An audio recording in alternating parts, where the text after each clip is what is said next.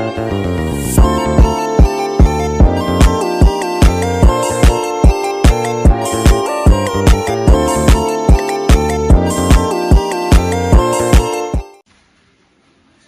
Chris. Waalaikumsalam. Ada apa nih? Nih, temen aneh banyak yang nanya nih tentang surat Al-Ghasyiyah. Al-Ghasyiyah ayat 21. Oh iya. Banyak nih di Al-Ghasyiyah ini kan membahas ada kata peringatan, ya kan ya? Nah, banyak nih teman-teman yang nggak paham tentang maksud surat Al-Ghasyiyah dan peringatan yang disebut di surat Al-Ghasyiyah ini. Oh, oke. Bisa nggak minta tolong jelasin biar kita sama-sama paham, nanti yang nggak paham bisa kita kasih paham ke mereka pemahamannya. Oke, iya. Alhamdulillah sempat tadi saya baca artikel gitu kan. Surat Al-Ghasyiyah ayat 21 ya. Oke, bentar ya, saya cari dulu artikelnya. Oke. Nah, yang bunyi itu fadzakir innama anta mudzakir gitu ya. Yang artinya maka berilah peringatan karena sesungguhnya engkau Nabi Muhammad hanyalah pemberi peringatan. Nah, setahu Risma gitu, apa yang Risma pahami bahwasanya dalam ayat ini Allah memerintahkan Nabi Muhammad untuk memberi peringatan, terus memberi petunjuk serta menyampaikan kepada umat manusia. Jadi Allah memerintahkan kepada Nabi Muhammad untuk memberi peringatan kepada umatnya tentang hal baik ataupun hal buruk gitu kan. Karena ya sama halnya kita umat Nabi Muhammad, berarti kita juga harus memberi peringatan. Nah, peringatan tersebut itu bisa berupa larangan, kayak misalnya jangan deh kamu tuh melakukan perbuatan yang tidak baik, kayak misalnya mencuri kayak gitu kan. Nah, itu kan sama aja peringatan gitu.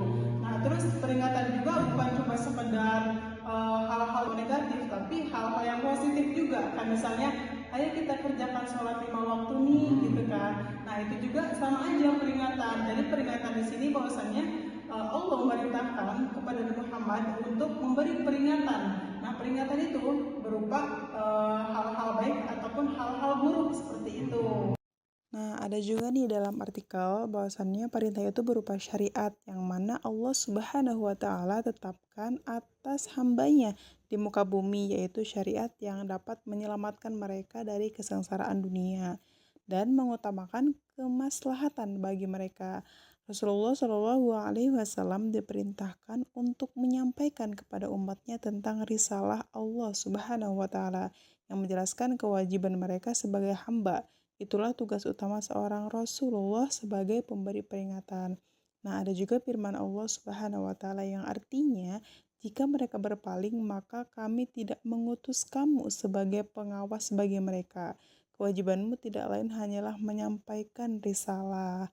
Nah, kita ambil contoh misalnya tuh Risma ngasih tahu ke teman Risma tentang perintah-perintah yang memang diharuskan untuk kita jalankan, kayak misalnya ya syariat Islam gitu kan.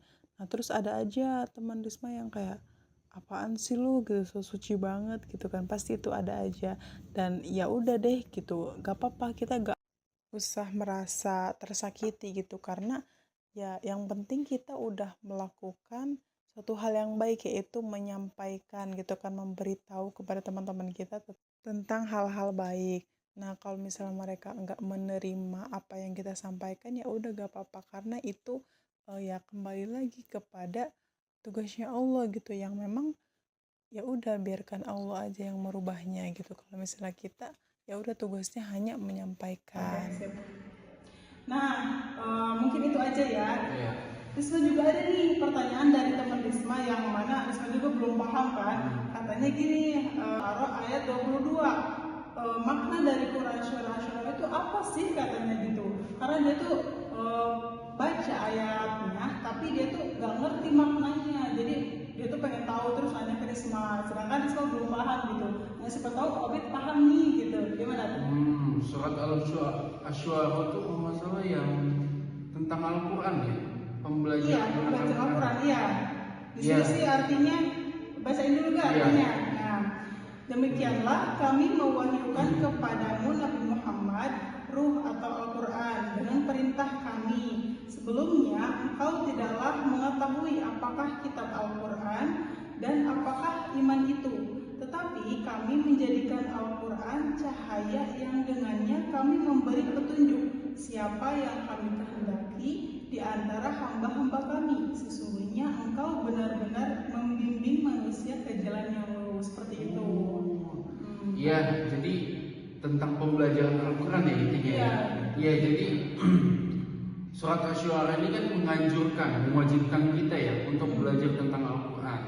Nah, Al-Quran sendiri ini kan menjadi pedoman sebagai orang Muslim, orang Islam. Misalnya orang Muslim atau orang Islam ini nggak bisa baca Al-Quran, apa pedomannya setelah itu? Nggak ada, ya kan?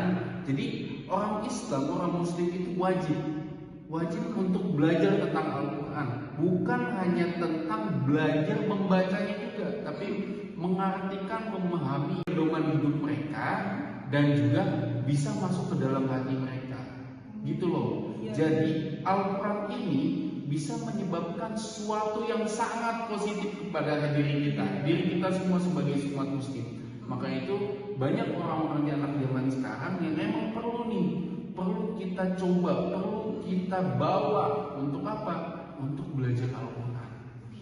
Sekarang banyak nih anak-anak zaman sekarang yang bahasanya udah nggak paham, mereka membaca nggak paham, mereka memahami Al-Quran juga nggak paham, pembacaannya juga salah.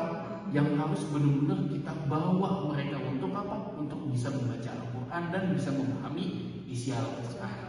Jadi menurut surat Al-Asyura, pembelajaran Al-Quran itu sangat penting bagi umat muslim. Mungkin begitu. Mungkin gitu aja ya pertanyaan sama jawaban Ane yang Ane kasih tadi. Ane izin mau pergi. Iya sih. Teman tungguin gitu. Masih banyak ya dijawab ya. Jadi tinggal bisa sampaikan ya. Nanti gitu. juga sampaikan juga ke teman. Oke deh, sip ya. Terima kasih ya. Assalamualaikum. Waalaikumsalam.